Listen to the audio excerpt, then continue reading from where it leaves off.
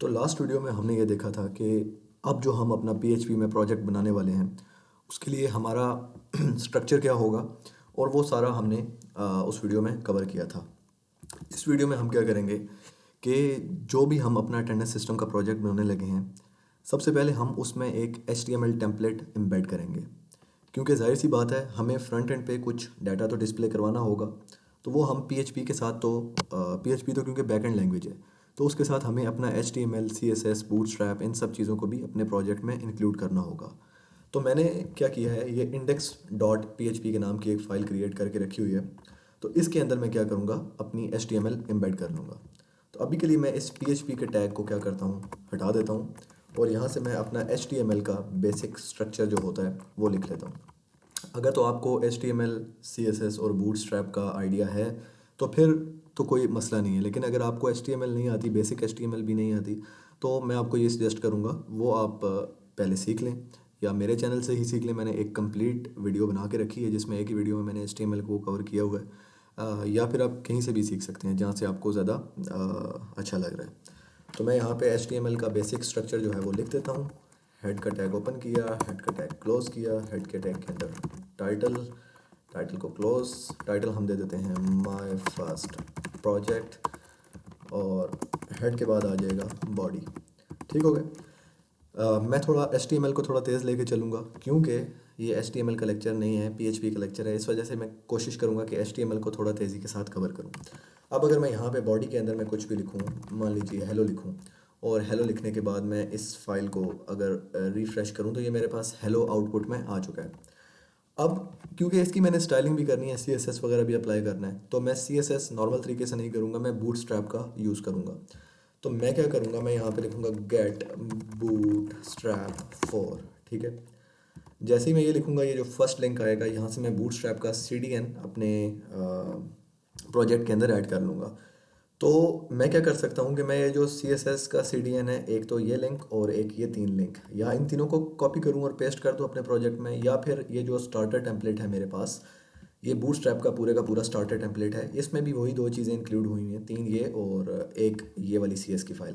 तो आप दोनों में से कोई भी चीज़ अपने प्रोजेक्ट में इंक्लूड कर सकते हैं। तो मैं क्या करता हूँ, इस पूरे के पूरे स्टार्टर टेम्पलेट को कॉपी करता हूँ, इस बटन पे क्लिक करेंगे तो कॉपी हो जाएगा, या आप यहाँ से पूरे का पूरा इस तरह भी कॉपी कर सकते हैं और आके यहाँ पे आपने अपने प्रोजेक्ट में पेस्ट कर देना है।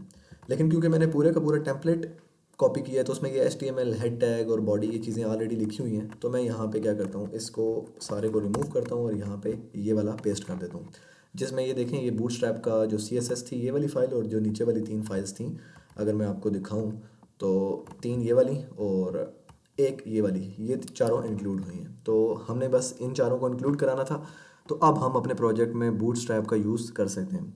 अब बूटस्ट्रैप में और नॉर्मल HTML में डिफरेंस क्या है? बूटस्ट्रैप बेसिकली क्लासेस होती हैं, इसके अंदर ऑलरेडी हमें प्री डिफाइंड या प्री डिज़ाइंड चीज़ें मिल जाती हैं, हमें खुद से CSS कस्टम CSS नहीं लिखनी पड़ती। हाँ, हम लिखना चाहें तो हम लिख भी सकते हैं, लेकिन बहुत सी चीज़ें हमें ऑलरेडी बस एक क्लास का यूज़ करके हम वो एम्बेड करवा सकते हैं।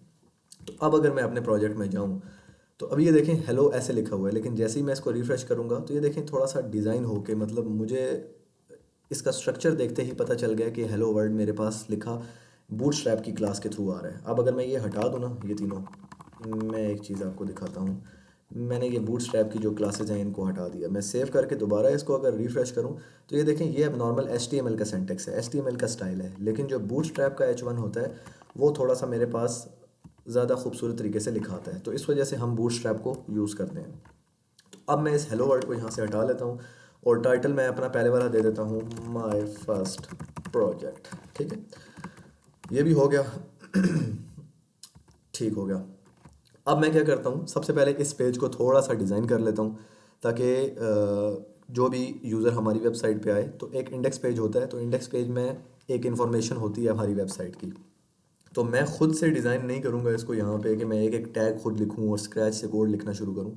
मैं क्या करूँगा, मैं एक शॉर्टकट लूँगा, और आपको भी लेना चाहिए। अगर आप ये समझते हैं कि आप एक बहुत अच्छे कोडर हैं और आप कोई चीज़ इंटरनेट से नहीं लेते, बूटस्ट्रैप की वेबसाइट से या कहीं से भी, तो आप गलती करते हैं।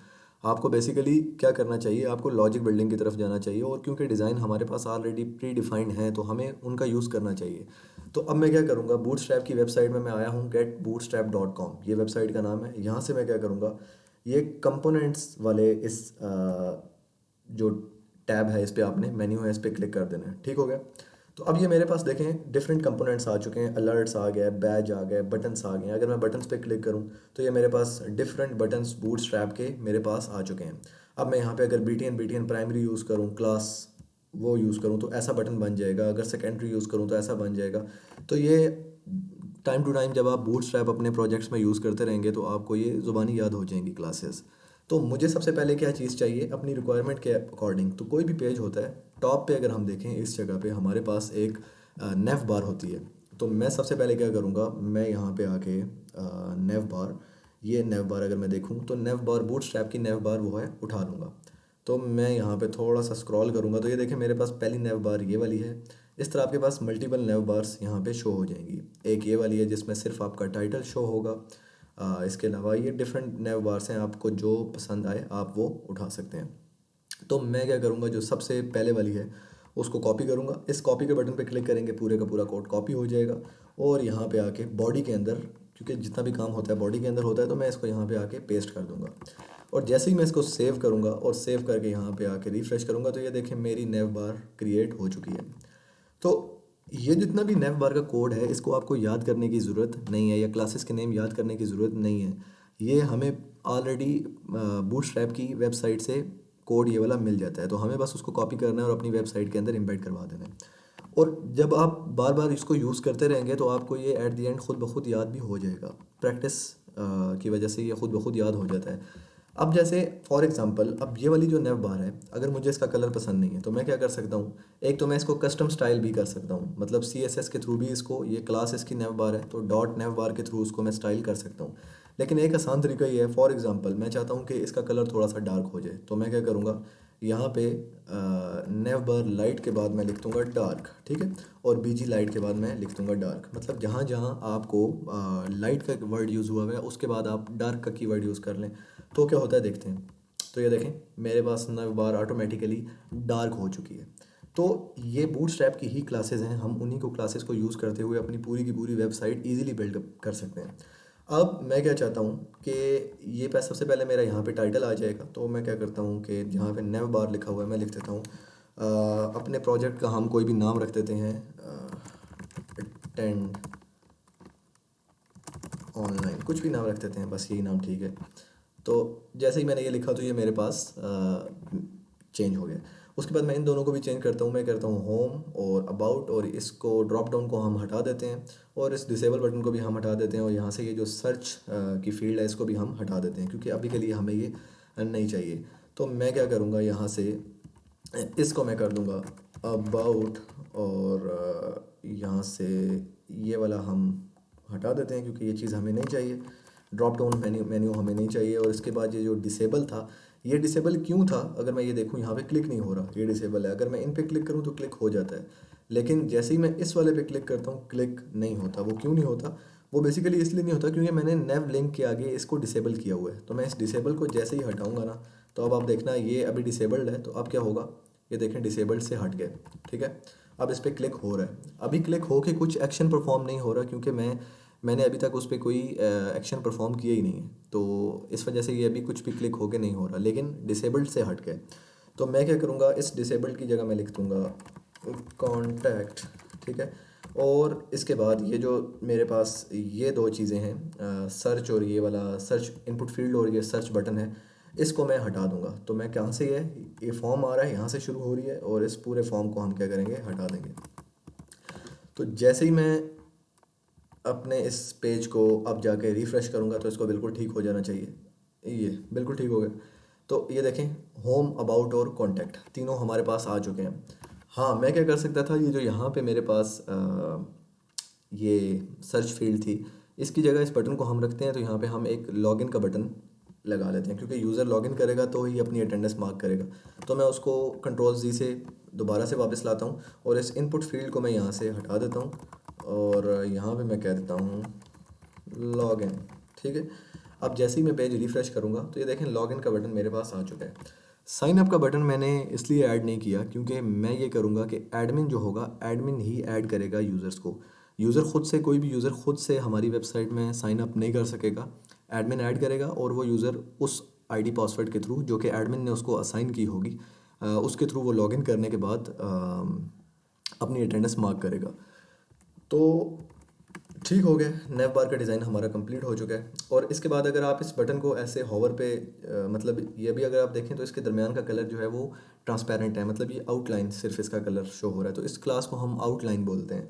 तो अगर मैं बटन में जाके देखूं तो ये लिखा हुआ है BTN आउटलाइन सक्सेस। तो मैं अगर इस आउटलाइन को हटा दूं तो अब क्या होगा, ये देखें, अब ये नॉर्मल बटन बन गया। ठीक है, तो आपको जो पसंद है आप अपनी रिक्वायरमेंट के अकॉर्डिंग रख सकते हैं। अगर मैं इसको ब्लू कलर का रखना चाहूँ तो मैं यहाँ पे इन्फो रख दूंगा सक्सेस की जगह। तो ये देखें ये अब ब्लू हो गया। तो इन क्लासेस को आपने याद नहीं करना, ये मैं बहुत ज़्यादा बार यूज़ कर चुका हूँ, इस वजह से ये मेरे जहन में बैठी हुई हैं। तो जो भी आपको बूटस्ट्रैप का जितना ज़्यादा यूज़ करेंगे उतनी ज़्यादा ये क्लासेस आपको बार बार रिपीट होने की वजह से खुद ब खुद याद हो जाएंगी। एक और चीज़ बताना चाहता हूँ, जैसे कि अगर आप ये देखें होम, अभी होम का जो कलर है वो थोड़ा सा ज़्यादा वाइट है और बाकी इन दो का इतना ज़्यादा मतलब थोड़ा सा लाइट कलर है। वो क्यों है, क्योंकि जो हमने होम है उसको हमने कहा हुआ है कि ये एक्टिव, मतलब अभी हम होम पे हैं। अगर अबाउट पे क्लिक करें तो अबाउट का कलर वाइट हो जाना चाहिए, होम का कलर नॉर्मल हो जाना चाहिए। तो वो हम कैसे करते हैं, वो हम बूटस्ट्रैप की क्लास है एक्टिव। तो ये देखें मैंने यहाँ पे एक दिया हुआ है जहाँ पे मेरा होम है, होम कहाँ पे है, ये होम है। तो होम के बाद मैंने कहा हुआ है span class equal to SR only और करंट। अब इस करंट का मतलब है कि जो करंट कलर है उसको हमने एक्टिव कर दिया है। तो या ये भी हो सकता है, या ये जो मेरा एक्टिव क्लास है LI की क्लास, मैंने इसको एक्टिव दिया हुआ है। तो मैं अगर इसको हटा दूँ और इसको भी हटा दूँ, मैंने एक्टिव का जो क्लास में एक्टिव का लफ्ज़ था वो हटा दिया। तो अब क्या होगा, अब ये इन दोनों जैसी हो जाएगी। तो ये देखें अब तीनों एक जैसे हो गए हैं, होम भी ऐसा हो गया, अबाउट भी ऐसा हो गया और कॉन्टैक्ट भी ऐसा हो गया। आगे जब हम जाएंगे तो हम क्या करेंगे, जब होम पे क्लिक होगा, होम का डाटा शो होगा तो ही होम का कलर थोड़ा सा वाइट हो जाएगा। फिर अबाउट पे क्लिक होगा तो अबाउट का कलर वाइट हो जाएगा।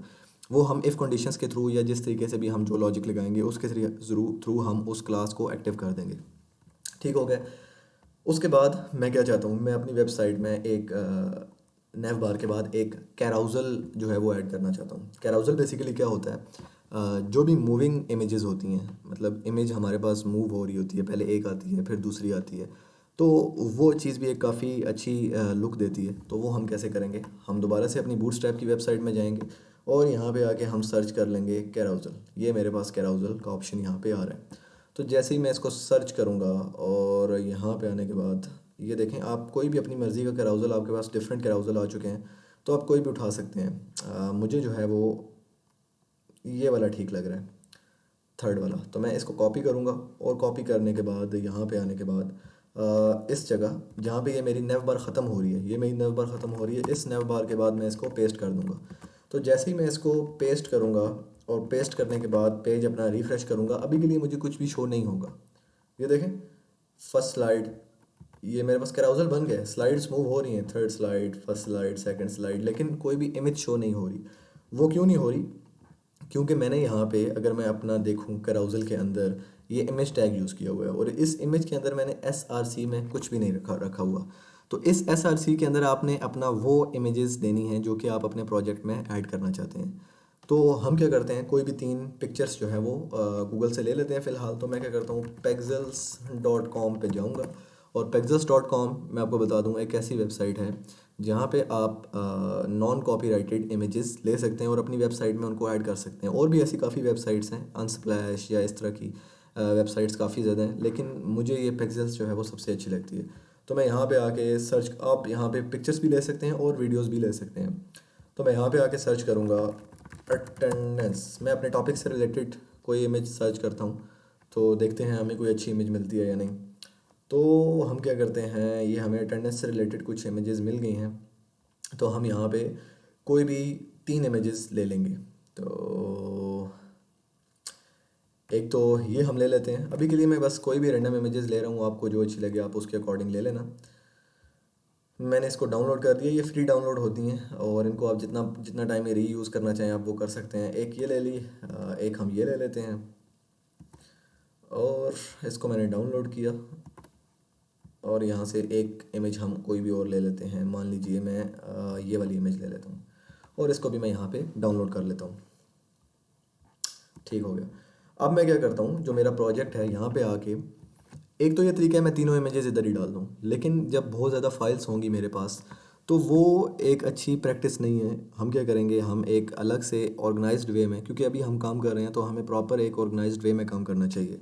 तो मैं क्या करूँगा, अपने उस प्रोजेक्ट के फ़ोल्डर के अंदर एक नया फ़ोल्डर बनाऊँगा एसेट्स के नाम का, ठीक है। और इस फ़ोल्डर के अंदर मैं एक और फ़ोल्डर बनाऊँगा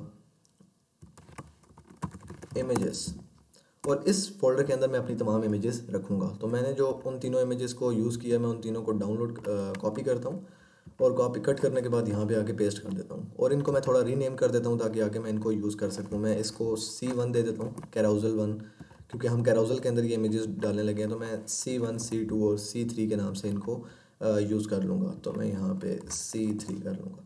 तो अब अगर मैं अपना प्रोजेक्ट ओपन करूँ तो यहाँ पे SRC के अंदर मैं क्या करूँगा, मैं उन तीनों इमेजेस को इंक्लूड करा लूँगा। तो मैं करूँगा एसेट्स, क्योंकि इस SRC के अंदर मेरा एक फ़ोल्डर है एसेट्स नाम का, उसके अंदर एक और फ़ोल्डर है। ये देखिए मेरे पास व्यू स्टूडियो इतना स्मार्ट है कि वो खुद से मुझे बता भी रहा है कि आपके एसेट्स के अंदर एक इमेजेस नाम का फ़ोल्डर है। तो इस पर मैं क्लिक करूँगा तो इमेजेस आ जाएगा।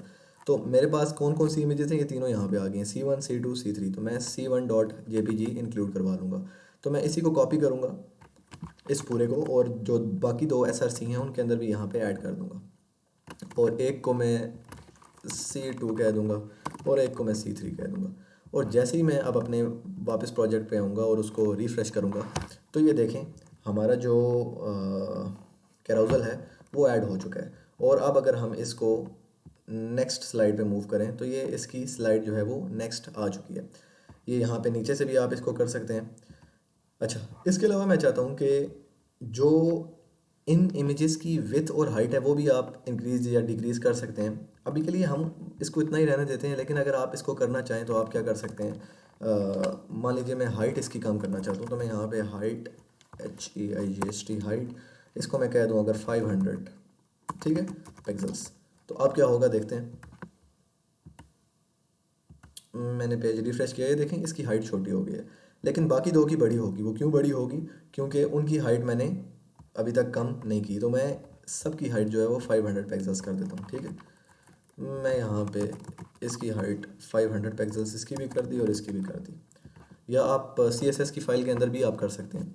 तो मैंने इन तीनों की हाइट जो है वो छोटी कर दी। इसके अलावा मैं एक और चीज़ चाहता हूँ कि मैं चाहता हूँ कि यहाँ पे जो मेरा इमेज है उसके ऊपर यहाँ पे कुछ लिखा हुआ भी आए, मतलब हाय, कोई भी कोटेशन लिखी आ जाए, ठीक है, डमी कोटेशन लिखी आ जाए। तो वो करने के लिए मैं क्या करूँगा, थोड़ा सा नीचे आऊँगा। तो ये देखें जैसे अब ये वाला कैराउज़ल है, इसके अंदर जैसे ही नेक्स्ट स्लाइड पे जाओ तो कुछ लिखा हुआ भी आ रहा है। तो ये काफ़ी प्रोफेशनल लगता है। तो हम क्या करेंगे, इस वाली पूरी क्लास को उठाकर carousel item div class equal to carousel item, और इमेज तक तो हमने काम किया हुआ है। ये अगर आप देखें तो div class is equal to carousel item, और उसके बाद इमेज आ गई है। लेकिन जैसे ही हमारी इमेज ख़त्म होती है हमारा डिव भी क्लोज हो जाता है। तो उसके अंदर हमने एक और चीज़ एक्स्ट्रा डालनी है, और वो क्या है, वो है ये कैराउज़ल कैप्शन के नाम की एक क्लास है। तो जैसे ही आप ये वाला डिव इसके अंदर डालेंगे तीनों के अंदर, अपनी तीनों इमेजेस के बाद, तो हम क्या करते हैं, पहली इमेज के बाद भी डाल लेते हैं, इसी तरह दूसरी के बाद भी डाल लेते हैं, और तीसरी इमेज के बाद भी यहाँ से ऐड कर लेते हैं। तो जैसे ही मैं ये चीज़ ऐड करूँगा और अपने पेज को रिफ़्रेश करूँगा तो हम देखते हैं क्या कुछ फ़र्क पड़ा। ये देखिए 3 डॉट हमारे पास यहाँ पे आ चुके हैं। अब ये 3 डॉट क्यों आए हैं, क्योंकि मैंने H5 भी अपना एम्प्टी छोड़ा हुआ है और P टैग भी एम्प्टी छोड़ा हुआ है, मतलब 3 डॉट्स लिए हुए हैं। तो यहाँ पे हम लिख देते हैं लेट्स अटेंड, या लेट्स मार्क योर अटेंडेंस। आप कुछ भी कोड लिख सकते हैं। और यहाँ पे मैं कुछ पैराग्राफ के अंदर मैं क्या करूँगा, मैं डमी टेक्स्ट ले लूँगा। तो डमी टेक्स्ट लेने के लिए हम ये हमारे पास कुछ वर्ड्स होते हैं, लोरम आइप्सम, पता नहीं क्या इनको बोलते हैं, बस आप LOREM लिखेंगे तो ये बाय डिफ़ॉल्ट आपके पास आ जाएंगे। तो मैंने ये भी ले लिया। अब अगर मैं अपने पेज को रिफ़्रेश करूँ तो ये देखें हमारे पास ये चीज़ लिखी आ चुकी है, ठीक है। इसी तरह मैं आगे जाऊँ तो अगली स्लाइड्स में भी यहाँ पे आप कुछ लिख सकते हैं, क्योंकि अभी अगली दोनों भी एम्प्टी हैं। तो आप उन तीनों में भी ये अभी के लिए मैं सब में सेम डाल देता हूँ ताकि थोड़ा अच्छा लगे। मैं इस पूरे को कॉपी करता हूँ, और कॉपी करने के बाद यहाँ पे भी पेस्ट कर देता हूँ और यहाँ पे भी पेस्ट कर देता हूँ। अब जब मैं अपना पेज रिफ़्रेश करूँगा तो ये चीज़ तीनों में ऐड हो जानी चाहिए, ठीक हो गया। जैसे ही मैं नेक्स्ट स्लाइड की तरफ मूव करूँगा तो नेक्स्ट स्लाइड में भी ये मेरे पास आ रहा है, परफेक्ट। इसी तरह आप इन पे स्टाइल भी अप्लाई कर सकते हैं। फॉर एग्जांपल अगर मैं इनका कलर चेंज करना चाहूँ या इमेजेस की ओपेसिटी कम करना चाहूँ तो वो भी आप कर सकते हैं। ओपेसिटी का मतलब ये होता है कि अभी अगर मैं देखूँ तो ये इमेज का कलर भी वाइट है और इसका कलर भी वाइट है, तो आप इन पे स्टाइलिंग अप्लाई करके, फॉर एग्जांपल इसको मैं ये जो मेरा थीम का कलर है ब्लैक ग्रे सा डार्क ग्रे कलर है, तो मैं इसको डार्क ग्रे कर दूँ और इसको मैं थोड़ा ग्रीनिश इफेक्ट दे दूँ, तो वो काम भी मैं कर सकता हूँ। और मैं यहाँ पे अगर कोई बटन क्रिएट करना चाहूँ, मान लीजिए मैं यहाँ पे इस पहले वाले के अंदर एक बटन क्रिएट कर देता हूँ, BTN, और हम यहाँ पे कह देते हैं लॉगिन, और यहाँ पे मैं इसको एक क्लास दे देता हूँ BTN डार्क। तो अब क्या होता है देखते हैं। अच्छा, ये देखें, ये हमारे पास यहाँ पे एक बटन भी ऐड हो चुका है लॉगिन नाम का। तो आप जितना मर्जी स्टाइलिंग इस पे अप्लाई करना चाहें आप कर सकते हैं। अभी इसमें बटन को हटा देता हूँ। बस मैंने बेसिक सा आपको एक स्ट्रक्चर बना के देना था कि बूटस्ट्रैप कैसे इंक्लूड कराते हैं अपने प्रोजेक्ट में, और उसका बेसिक डिज़ाइन हम कैसे क्रिएट कर सकते हैं। उसके बाद मैं क्या करूँगा, हम यहाँ पे एक और टैब बनाएंगे सर्विसेज के नाम का। अच्छा, एक और चीज़ मैं आपको बताना चाहूँ, अगर बूटस्ट्रैप को हम देखें तो ये रिस्पॉन्सिव भी होती है। रिस्पॉन्सिव का क्या मतलब होता है, अगर मैं अपनी स्क्रीन का साइज़ छोटा करता जाऊँ ना, तो ये देखें, ये जो मेरे पास ये इमेजेस हैं इनका साइज़ भी छोटा होता जाएगा। ये देखें मेरे पास स्नैप बार जो है ये ऐसे हो गया इस तरह, और ये जो कैराउजल था इसका साइज़ भी छोटा हो गया। मतलब ये मोबाइल में इस तरह का डिस्प्ले होगा। मोबाइल में देखने का एक तरीका और भी होता है, आप राइट क्लिक करें और इंस्पेक्ट पे क्लिक करें, और इंस्पेक्ट पे क्लिक करने के बाद ये मोबाइल के ऑप्शन पे क्लिक करें, और यहाँ पे आप ये देख सकते हैं मोबाइल में ये आपका जो ऐप है, कुछ वेबसाइट है, वो इस तरह की डिस्प्ले होगी, ठीक है। और यहाँ पे हमारे पास बढ़िया सा एक नैव बार भी बन चुका है, और हमारी एक वेबसाइट जो है वो काफ़ी अच्छी कंडीशन में दिख रही है। बस ये जो टेक्स्ट का कलर है ये इन इमेजेस के साथ थोड़ा अच्छा नहीं लग रहा है, इसको भी हम आगे जाके सेट कर लेंगे जब हम CSS की तरफ मूव होंगे। इसके बाद मैं क्या चाहता हूँ, एक आखिरी टैब बनाता हूँ सर्विसेज के नाम का, और सर्विसेज का टैब हम देखते हैं कि सबसे अच्छी चीज़ हमें सर्विसेज में कौन सी रहेगी। तो सबसे पहले तो मैं क्या करता हूँ, यहाँ पे एक डिव बना लेता हूँ, डिव डॉट कंटेनर। अब डिव डॉट कंटेनर का क्या मतलब है कि डिव लो और उसकी क्लास ले लो कंटेनर। अब कंटेनर क्या होता है, ये भी मैं आपको समझा देता हूँ। अगर मैं यहाँ पे एक H1 टैग लूँ और मैं लिखूँ ओवर सर्विसेज, और यहाँ पे इस H1 टैग को क्लोज कर लूँ, तो अब क्या होगा आप देखना। मैंने ओवर सर्विसेज के नाम का एक लिया, और ये देखें खुद ब खुद सर्विसेज जो है वो थोड़ा सा मार्जिन उसका सेट हो के आया है। अगर मैं इसको कंटेनर के अंदर ना रखता तो क्या होता, वो भी देख लेते हैं। मैंने इसको हटाया और जाके रिफ्रेश किया, तो ये देखें सर्विसेज का जो टैग है वो बिल्कुल यहाँ पे कोई मार्जिन उसको अलाइन नहीं हुआ। तो कंटेनर बेसिकली क्या करता है, एक पेज के अंदर एक कंटेनर एक बूटस्ट्रैप की बिल्ट इन क्लास है जो ऑटो मार्जिन अलाइन कर देती है हमारे किसी भी कंटेनर के अंदर जितने भी आइटम्स पड़े होते हैं उन सबको। तो कंटेनर हम इसलिए यूज़ करते हैं और ये काफ़ी अच्छी टेक्निक है। अब मैं क्या चाहता हूँ कि ये जो कंटेनर है मेरा, ये टॉप से भी थोड़ा सा अलाइन हो गया है। मतलब अभी अगर मैं देखूँ तो ये ऊपर से बिल्कुल उसके साथ है। तो मैं क्या करूँगा, एक तो अगर मैं CSS की तरफ जाऊँ तो मैं इसको मार्जिन सेट कर सकता हूँ, margin top, margin left, margin right. तो I hope CSS basic CSS आपको आती होगी। अगर नहीं आती तो उसकी वीडियो भी मैंने क्रिएट बना के रखी हुई है, एक ही वीडियो है, वो आप चेक कर सकते हैं। और अगर मैं बूटस्ट्रैप के थ्रू अलाइन करना चाहूँ, जो कि मैं अभी करूँगा, तो मैं कहूँगा MT3। अब MT3 का क्या मतलब है हम देखते हैं। मैं पेज अपना रिफ्रेश करता हूँ, तो ये देखें इसको टॉप से 3 का मार्जिन मिल गया। MT का मतलब है मार्जिन, और T का मतलब है टॉप, और 3 का मतलब है कि 3 हिस्से। अगर मैं इसको 4 कर दूँ ये थोड़ा ज़्यादा हो जाएगा। ये देखना आप, मैंने इसको 4 किया, ये देखें थोड़ा सा और नीचे हो गया। तो इस तरह आप अपने अकॉर्डिंग सेट कर सकते हो। इसके लिए अभी के लिए हम MT4 ही रहने देते हैं। और मैं क्या करता हूँ, इस H1 को मैं क्या कर देता हूँ, class equal to I think text center के नाम की क्लास होती है, जो कि इसको बिल्कुल सेंटर में ले जाएगी। हम एक बार रिफ्रेश करते हैं, ठीक हो गया। अब ये हमारा जो ओवर सर्विसेज का टैब है वो बिल्कुल सेंटर में आ चुका है और अब काफ़ी अच्छा भी लग रहा है। आप इसका कलर वगैरह सेट कर सकते हैं अपने अकॉर्डिंग। हमारी थीम के अकॉर्डिंग अभी तक ये कलर बिल्कुल ठीक है, क्योंकि अगर मैं इस नेव बार का कलर देखूं उसके बाद इसका कलर देखूं तो ये ठीक लग रहा है। मतलब एक बेसिक वेबसाइट जिस तरह की होती है उस तरह का ये उस लिहाज से ये ठीक लग रहा है। अभी हम कोर स्टाइलिंग की तरफ नहीं जाएंगे क्योंकि ये CSS का लेक्चर नहीं है। और इसके बाद सर्विसेज में हम क्या करेंगे कि सर्विसेज में मैं कुछ अपनी सर्विसेज बता दूंगा। और वो कैसे बताऊंगा, मैं उसके लिए बूटस्ट्रैप में दोबारा जाऊंगा और यहाँ पे क्या लेना पसंद करूँगा, कार्ड लेना पसंद करूँगा। ठीक हो गया। तो हम इन कार्ड्स के अंदर अपनी सर्विसेज बताएंगे, या कार्ड्स के अगर अलावा मैं कुछ और देखना चाहूँ तो मेरे पास क्या क्या चीज़ होती है। आ, चलें इस कार्ड को ही लेते हैं। आप अपने अकॉर्डिंग अपनी सर्विसेज बता देना। तो मैं इस कार्ड के इस कंटेंट को कॉपी करूँगा और कॉपी करने के बाद यहाँ पे आके इसको पेस्ट कर दूँगा। अब मैं अगर इसको जाऊँ और एक बार रिफ़्रेश करूँ तो कैसा दिखता है हम देखते हैं। तो ये हमारा जो एक कार्ड है, हमारी एक सर्विस है, वो यहाँ पे ऐड हो चुकी है। अब मैं चाहता हूँ कि ये जो मेरी सर्विसेज हैं वो कैसे डिस्प्ले हों। मैं यहाँ से ये एक तो ये बटन जो है वो हटा देता हूँ क्योंकि ये मुझे इतना अच्छा नहीं लग रहा, तो मैं इस बटन को यहाँ से हटा देता हूँ। इसके अलावा ये जो मेरी इमेज है मैं इसको भी यहाँ से हटा देता हूँ क्योंकि मुझे अपनी इमेज भी यहाँ पे नहीं चाहिए। तो सर्विसेज को हम कुछ इस तरह डिस्प्ले करेंगे। अब ठीक लग रहा है। मैं यहाँ पे क्या करूँगा, कुछ 5-6 सर्विसेज अपनी यहाँ पे ऐड कर लूँगा। और वो कैसे मैं करूँगा, मैं चाहता हूँ कि पहली सर्विस मेरी यहाँ पे ऐड हो, दूसरी मेरी इस जगह ऐड हो, तीसरी इस जगह ऐड हो, और उसके बाद अप टू सो ऑन वो ऐड होती रहें। ठीक है, एक के बाद एक ऐड होती रहे, लेकिन वो जो मेरी जितनी भी सर्विसेज हैं वो एक रोज़ और कॉलम्स की फॉर्म में शो हों। अगर मैं अभी एक और सर्विस यहाँ से इसी वाली को कॉपी करूँ, जो मैंने अभी एक कार्ड कॉपी किया है, तो मैं यहाँ से कॉपी करने के बाद अगर इसको दोबारा पेस्ट करूँ तो क्या देखते हैं हम, वो रो में आ रही हैं या नहीं आ रही।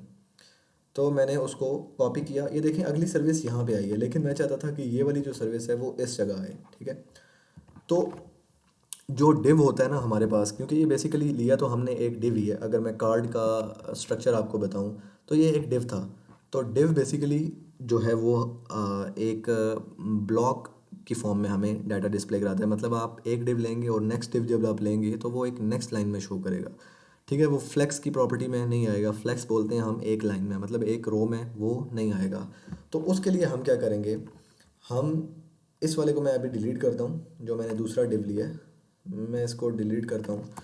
और जो मेरा और सर्विसेज के बाद जहाँ पे मैं एक रो क्रिएट करना चाहता हूँ, क्योंकि मैंने एक रो क्रिएट करनी है, तो मैं लिखूँगा div डॉट रो। तो मेरे पास div के अंदर एक क्लास बना गया रो, और रो के अंदर मैं जितने भी आइटम सब लूँगा वो सब के सब मैं पेस्ट कर दूँगा, जो जो चीज़ें मैं रो के अंदर ऐड करना चाहता हूँ। तो रो का डिव मैंने यहाँ से स्टार्ट किया और इस जगह एंड हो गया। तो मैं इस सारों को थोड़ा सा अलाइन कर लेता हूँ इस तरीके से, ताकि मुझे पता चले कौन सा टैग कहाँ पे स्टार्ट हो रहा है और कौन सा कहाँ पे एंड हो रहा है। तो मैं इन सबको, या एक काम करता हूँ, मैं राइट क्लिक करता हूँ और फॉर्मेट डॉक्यूमेंट करूँगा, तो ये मेरा ऑटोमेटिकली सारा डॉक्यूमेंट फॉर्मेट हो जाएगा। तो अब मैंने एक रो ली और उस रो के अंदर मैंने अपना कार्ड ले लिया। अब इसी रो के अंदर मैं जितने भी आइटम डालता रहूँगा तो वो बाय डिफ़ॉल्ट एक रो के अंदर ऐड होते रहेंगे। लेकिन मैं क्या कर सकता हूँ कि मैं एक रो के अंदर कॉलम्स भी बना सकता हूँ। कॉलम कैसे बना सकता हूँ, मैं इसको ज़्यादा आसान तरीके से आपको समझाता हूँ। मैं लिखता हूँ यहाँ पे गूगल पे आके बूटस्ट्रैप फॉर ग्रिड। ठीक है, बूटस्ट्रैप फॉर ग्रिड लिखा और ग्रिड सिस्टम, जो मेरी बूटस्ट्रैप का ग्रिड सिस्टम है, मैं उस पर आ जाता हूँ। अब ये देखें, ये सबसे पहले इसने एक कंटेनर लिया, और हमने क्या लिया हुआ था, हमने भी सबसे पहले एक कंटेनर ही लिया हुआ था और उसका मार्जिन टॉप 4 रखा हुआ था। ठीक है, और कंटेनर के बाद इसने एक क्लास ले ली रो नाम की। ठीक है, और मैंने भी क्या किया, कंटेनर के बाद एक क्लास ले ली रो नाम की। अब इस रो के अंदर इसने क्या किया, ये वाला रो का टैग यहाँ से शुरू हो रहा है और यहाँ पे ख़त्म हो रहा है, और इस जगह कंटेनर का टैग ख़त्म हो रहा है। तो मैंने क्या किया, यहाँ से लेकर यहाँ तक 3 कॉलम अपने ले लिए, पहला कॉलम, दूसरा कॉलम और तीसरा कॉलम। अब कॉलम किसे बोलते हैं, ये जो इस तरह होते हैं हमारे पास, ये पहला कॉलम है, ये दूसरा कॉलम है और ये तीसरा कॉलम है। मतलब इस पूरे फाइल में 3 कॉलम है और एक रो है। बेसिकली ये सारी की सारी एक रो है, क्योंकि ये टैग यहाँ से शुरू हो रहा है और यहाँ पे एंड हो रहा है, और उसके अंदर हमने 3 कॉलम लिए हुए हैं।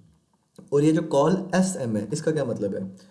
अच्छा, मैं बहुत ज़्यादा डिटेल में बूटस्ट्रैप आपको बताना शुरू हो गया हूँ। मैं कोशिश करता हूँ इसको थोड़ा जल्दी ख़त्म करने की। बूटस्ट्रैप बेसिकली क्योंकि रिस्पॉन्सिवनेस हमें देती है, तो हम SMLG इनके थ्रू हम अपनी क्यूरीज को, अपने वेबसाइट को रिस्पॉन्सिव बना सकते हैं। एसएम का मतलब होता है स्मॉल डिवाइसेस में ये कैसा शो हो। तो स्मॉल डिवाइसेस में जैसे मोबाइल हो गया, जैसे ही मोबाइल में आएगा तो 1 of 3 कॉलम जो ये वाला पहला है, क्योंकि हमने इसमें एसएम यूज़ किया हुआ है, तो ये पूरे का पूरा पूरी विथ ले लेगा, मोबाइल की पूरी विथ। मतलब ये अभी 3 है ना, तो जैसे ही हम इसको छोटा करेंगे ना इस तरह, इस तरीके के साथ, तो ये देखें जैसे ही मोबाइल में आएगा तो ये पूरे का पूरा इसने एक मोबाइल का पूरा साइज़ ले लिया। तो एसएम हम इसलिए यूज़ करते हैं ताकि वो मोबाइल में फुल विथ ले ले।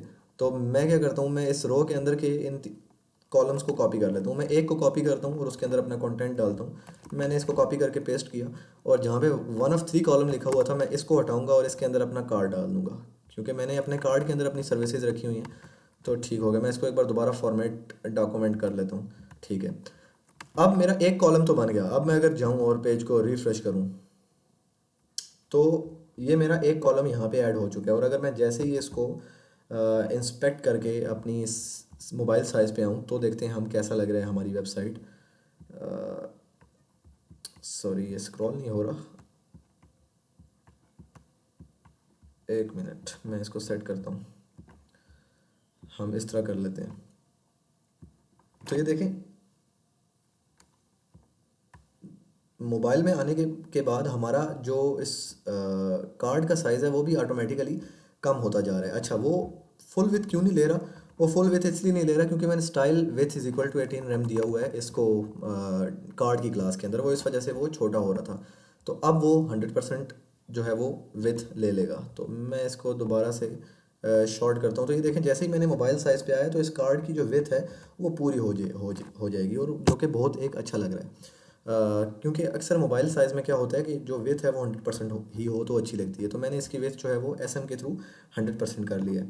लेकिन अगर मैं देखूं तो अभी इसकी जो विथ है इस मेरे लैपटॉप की स्क्रीन में इसमें भी 100% विथ ली हुई है, और वो यहाँ पे इस कार्ड की जो विथ मैंने हटाई थी इस वजह से उसने वो ली हुई थी। तो मैं क्या करूँगा, स्टाइल जो पहले इसकी विथ थी उसी को रहने देते हैं, 18 रैम ही रहने देते हैं।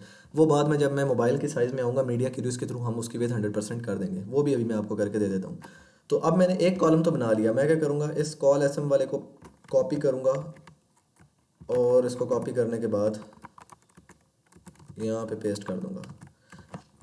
हम 4 से 5 बार पेस्ट कर देते हैं ताकि हमारी मुख्तलिफ सर्विसेज बन सकें। ठीक है, मैंने कुछ टाइम इसको पेस्ट कर दिया, और जैसे ही मैं पेज रिफ़्रेश करूँगा तो क्या होगा, हमारी ये देखें, हमारी एक सर्विस, दूसरी सर्विस, तीसरी सर्विस, और हमारी मल्टीपल सर्विसेज बन चुकी हैं। एक मैं हटा देता हूँ, मैं टोटल 6 सर्विसेज अपनी रखता हूँ।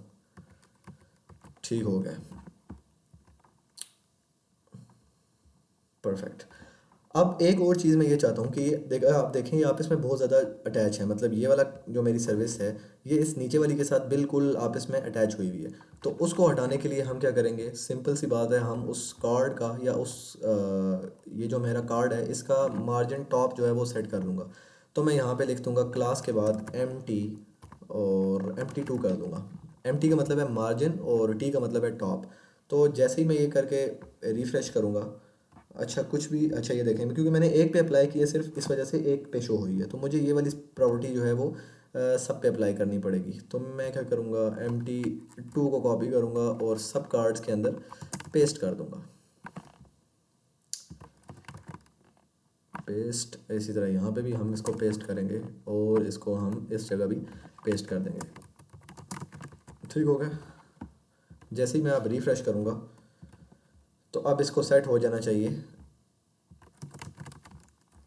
मैं सब के अंदर पेस्ट कर देता हूँ। तो ये देखें, अब हमारी जो सर्विसेज हैं वो भी यहाँ पे ऐड हो चुकी हैं।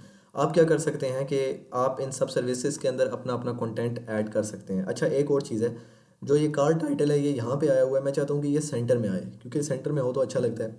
तो हम क्या करते हैं, इसको अगर मैं इसको टेक्स्ट सेंटर वाली प्रॉपर्टी लगाऊं, तो क्योंकि कार्ड टाइटल की क्लास के अंदर लिखा हुआ है कार्ड टाइटल, तो मैं यहाँ पे एक और प्रॉपर्टी भी देता हूँ टेक्स्ट सेंटर। तो क्या हम देखते हैं वो अप्लाई होगी। ये देखें, अब बिल्कुल अच्छा लग रहा है। तो मैं ये चाहता हूँ मैं ये सब पे अप्लाई कर दूँ। तो मैं क्या करूँगा, ये टेक्स्ट सेंटर की जो प्रॉपर्टी है जितने भी मेरे कार्ड्स हैं उन सब पे अप्लाई कर दूँगा। तो मैं यहाँ पे बारी बारी जहाँ जहाँ मैंने टाइटल यूज़ किया हुआ है तो उन सब पे मैं टेक्स्ट सेंटर पे ये प्रॉपर्टी ऐड कर दूँगा। यहाँ पे, और इसके बाद यहाँ पे, और यहाँ पे। ठीक हो गया। मैं इसको रिफ़्रेश करता हूँ। तो अब हमारी जो सर्विसेज हैं वो कुछ बेहतर लग रही हैं। मैं अभी इनके कलर्स की तरफ नहीं जा रहा कि मैं बारी बारी सब कार्ड को कलर्स दूँ, बॉक्स शैडो ऐड करूँ, वो सब चीज़ें ज़्यादा फिर CSS की तरफ हम घुस जाएंगे। तो क्योंकि ये CSS का लेक्चर नहीं है तो मैं वो उन चीज़ों की तरफ मूव नहीं करना चाहता।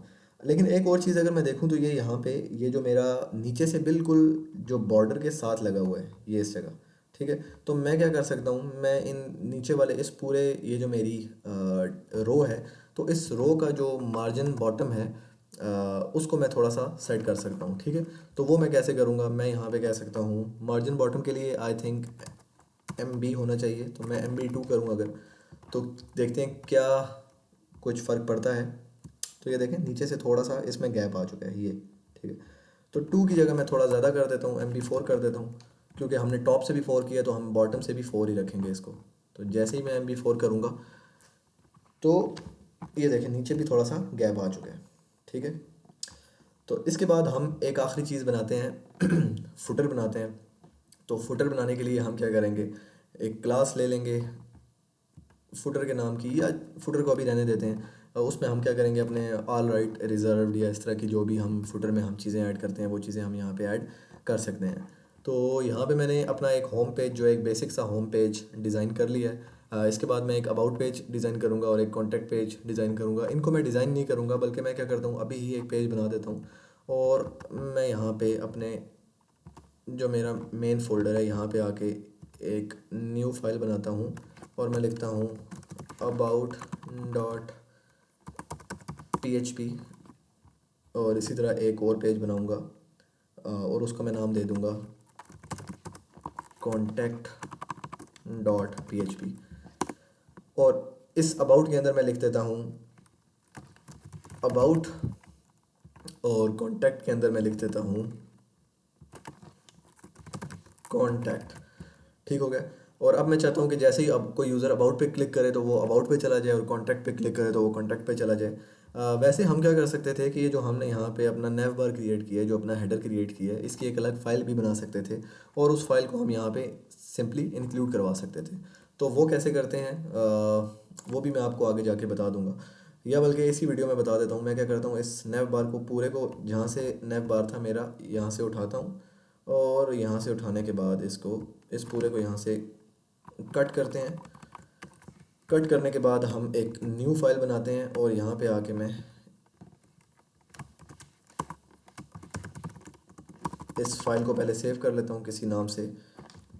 यहाँ पे मैं लिख देता हूँ navbar.php, क्योंकि PHP की फ़ाइल होगी हमारी।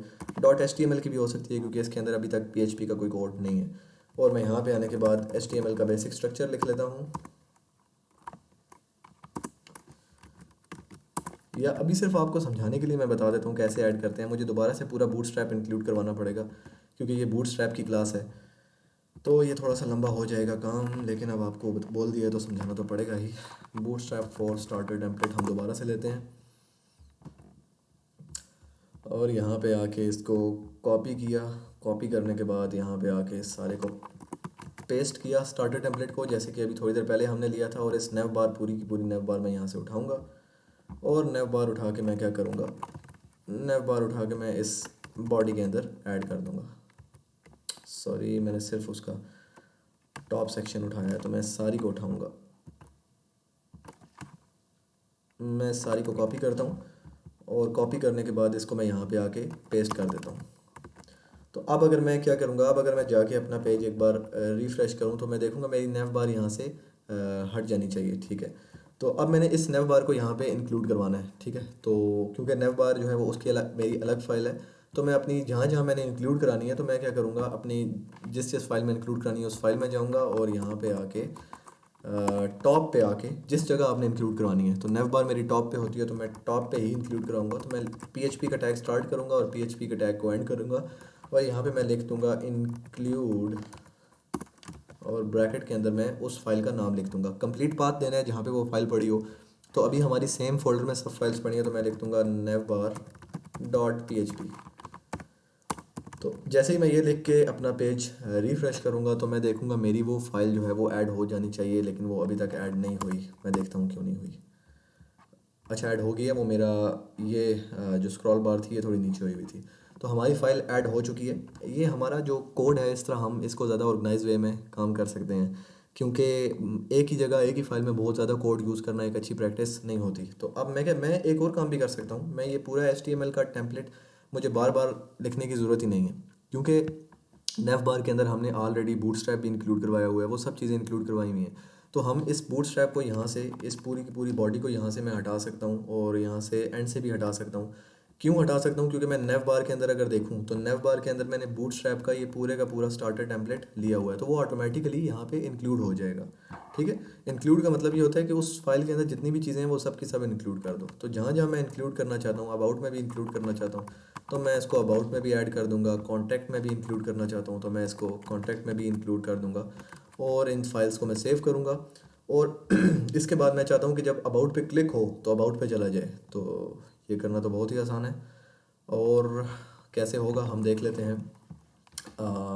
मैं अपने ए टैग में जाता हूँ, जहाँ जहाँ मैंने href टैग लिया हुआ है। और फॉर एग्जांपल मैं चाहता हूँ जब अटेंड ऑनलाइन पे क्लिक हो, जो मेरा मेन लोगो है, टाइटल है, तो कहाँ जाए? index.php पे जाए। तो मैं लिख दूँगा index.php। ये पाथ आपने बिल्कुल ठीक देना है, कंप्लीट पाथ देना है। और मैं जहाँ जहाँ होम पे क्लिक हो तो भी index.php पे जाए, अबाउट पे क्लिक हो तो कहाँ चला जाए? about.php पे चला जाए, कॉन्टैक्ट पे क्लिक हो तो कहाँ जाए? सॉरी, contact.php पे ले जाओ इसको। और जैसे ही मैं पेज रिफ़्रेश करूँगा और अब जब मैं अपने होम पे क्लिक करूँगा तो ये देखिए मेरा, अच्छा इसने क्या किया, index.php में इसको ले गया, ठीक किया। और उसके बाद जब अबाउट पे क्लिक करूँगा तो ये अबाउट पे ले गया, कॉन्टैक्ट पे क्लिक करूँगा तो ये कॉन्टैक्ट पे ले गया। तो हमारी एक वेबसाइट जो है वो बहुत ही बढ़िया हालत में आ रही है। अब लॉगिन पे क्लिक करें तो इसको लॉगिन पेज पे जाना चाहिए, जो कि अभी हमने क्रिएट ही नहीं किया। तो वो हम आगे जाके क्रिएट कर लेंगे, ठीक है। तो वेबसाइट काफ़ी अच्छी लग रही है यार मुझे तो। एक मतलब वेबसाइट की लुक ठीक लग रही है। तो आप लोग भी कमेंट्स में बताना इसमें क्या चीज़ मज़ीद ऐड करना चाहिए, ताकि हम उसमें मज़ीद ऐड करें। अभी हम फंक्शनैलिटी की तरफ नहीं गए, अभी हम सिर्फ इसकी बेसिक स्टाइलिंग की तरफ ही गए हैं। और अगर हम इसको मोबाइल में भी करके देखें तो ये काफ़ी अच्छी लग रही है। हाँ, ये चीज़ एक अच्छी नहीं लग रही, तो इसको भी सेट कर लेते हैं। इसी वीडियो में इसको सेट करते हैं। तो इसको हम कैसे सेट करेंगे वो भी हम देखते हैं। तो उसके लिए मैं क्या करूँगा, क्या करूँगा। अगर मैं इस विथ को अभी हटाऊँ, width is equal to 18 rem में हटा दूँ, तो मैं देखता हूँ कुछ फ़र्क पड़ता है। वो सेट तो हो जाती है, लेकिन अगर जैसे ही मैं विथ हटाता हूँ तो वो क्या होता है, ये देखें इन सब की डिज़ाइनिंग आप इसमें बदल गई है, सबकी जो लुक है वो चेंज हो गई है। तो मैं क्या करता हूँ, सबकी विथ हटा देता हूँ, ठीक है। मैंने क्या किया, जितने भी मेरे कार्ड्स थे, जितनी भी मेरी सर्विसेज हैं, उन सब की विथ मैंने यहाँ पे रिमूव कर दी। मैं यहाँ पे इसकी भी रिमूव कर देता हूँ। तो अब हम इसको एक बार रिफ़्रेश करते हैं तो देखते हैं, ये देखें, ये अब सब की सब सर्विसेज मेरी एक ही उसमें आ गई हैं, एक ही रो में आ गई हैं, क्योंकि इनकी विथ मैंने क्या कर दिया, शॉर्ट कर दिया। और अब जब मैं और ऐड करता जाऊँगा तो इसकी विथ ऑटोमेटिकली कम होती जाएगी, ठीक है।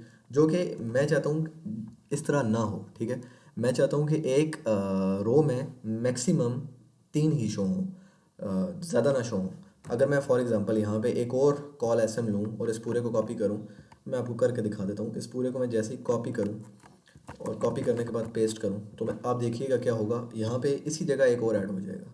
मैं अपना पेज रिफ़्रेश करता हूँ तो ये देखें इसी जगह एक और ऐड हो गया और इसकी विड्थ छोटी हो गई है। पहले जो है वो 3 क्यों ऐड हो रहे थे, क्योंकि मैंने कहा हुआ था कि इसकी विड्थ जो है वो 18 रैम, मतलब 50% मान लीजिए, 50% ही रहे, तो वो 50% तक रहेगी। दूसरा भी 50% का आएगा, जब तीसरा आएगा तो वो देखेगा कि 50% तो यहाँ पे ऐड हो ही नहीं सकता, क्योंकि दोनों की 100% हो जाएगी मिला के। तो वो तीसरे में ले जाए, अगले उसमें ले जाएगा, अगली रो में ले जाएगा। तो उस टाइम तो वो ठीक लग रहा था, लेकिन जैसे ही हम उसको रिस्पॉन्सिव करते थे वो बुरा लगना शुरू हो जाता था। तो इसके लिए हम क्या कर सकते हैं, हम यहाँ पे एक और रो ऐड कर सकते हैं, क्योंकि हमने ये सब के सब एक ही रो में इसलिए ऐड हुए हुए हैं, क्योंकि मैंने क्या किया हुआ है, मैंने यहाँ पे जो मेरी डिव के अंदर क्लास थी, अगर मैं देखूँ सर्च करूँ यहाँ पे रो, तो ये मैंने एक रो के नाम की एक क्लास ली हुई थी, ठीक है। और जितने भी मेरे कॉल एस एम है वो सारे एक रो के अंदर ऐड हो रहे हैं। तो मैं क्या कर सकता हूँ, ये जो मेरी रो यहाँ पे एंड हो रही है, मैं इसको 3 के बाद एंड कर दूँ, कि मतलब पहला कॉल एस एम, उसके बाद दूसरा कॉल SM, और उसके बाद तीसरा कॉलम। तीसरे कॉलम के बाद मैं इसको यहाँ पे इस डिव को एंड कर देता हूँ। अब ये मैंने क्या किया है ये आप समझिएगा। ये क्या करेगा कि ये एक रो के अंदर 3 ही लेगा, और उसके बाद मैं यहाँ पे एक और div class is equal to row के नाम की एक और क्लास ले लेता हूँ, ठीक है। अब और इस रो को मैंने क्या कर दिया, एंड में एंड कर दिया, सबसे सबसे आखिर में। और अब अगर मैं इसको रिफ़्रेश करूं तो अब ये क्या होगा हम देखते हैं। तो ये देखें बिल्कुल परफेक्ट हो गया। अब एक रो में हमारे पास 3 ऐड होंगे, उसके बाद हमने अगला डिव लिया, एक और रो बना ली, उसके अंदर भी हमारे पास 3 ही ऐड होंगे। और अब जब मैं इसको रिस्पॉन्सिव करूँगा, क्योंकि इशू तो हमारा रिस्पॉन्सिवनेस में आ रहा था, तो ये देखें बिल्कुल परफेक्टली रिस्पॉन्सिव हो रही है। और जैसे ही मैं इसको शॉर्ट करूँगा तो ये देखें बिल्कुल परफेक्ट। तो अब एक कॉलम में स्मॉल डिवाइसेस में बिल्कुल एक रो बन जाएगी, ठीक है। सारे का सारा एरिया इसने कवर कर लिया, और जैसे जैसे हम इसकी विड्थ जो है वो इंक्रीज़ करते जाएंगे और उसके अकॉर्डिंगली वो मूव करता रहेगा। तो आई होप आपको ये कॉन्सेप्ट बूटस्ट्रैप यूज़ करने का समझ आ चुका होगा। नेक्स्ट वीडियो में हम एक लॉगिन फॉर्म बनाएंगे एडमिन के लिए, और उसमें हम थोड़ा सा डेटाबेस कनेक्शन और ये चीज़ें देखेंगे। या नेक्स्ट वीडियो में हम पहले सिर्फ डेटाबेस कनेक्शन ऐड कर लेंगे, उसके बाद हम साइन अप फॉर्म क्रिएट करेंगे। तो आई होप आपको ये वीडियो अच्छी लगी होगी। मिलते हैं हम नेक्स्ट वीडियो में।